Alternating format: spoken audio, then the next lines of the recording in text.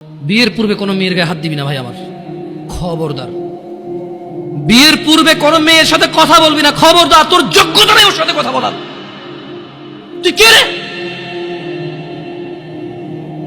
বামন হয়ে চাঁদের দিকে হাত বাড়াবি না। আমার বোনরা চাঁদ। ওয়াল্লাহি যেদিন ইসলামী শাসন আসবে, যেদিন ইমাম মেহেদী আসবে, যেদিন ঈসা আলাইহিস সালাম আবার আসবে, ওনার বন্ধের উপর যারা হাত দেবে উনি হাত কেটে ফেলবে। তুই বামন হয়ে চাঁদের দিকে হাত বাড়াইস না। আমার বোনরা চাঁদ।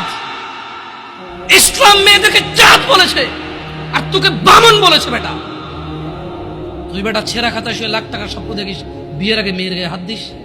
তোর সাহস কত? তোর সাহস কত? তুই জানিস না মুহাম্মদ সাল্লাল্লাহু আলাইহি সাল্লাম বলছে নেক স্ত্রী দুনিয়াতে যা আছে ওর চেয়ে বেশি উত্তম। তুই কি করে ওর গায়ে হাত দিস বিয়ের আগে?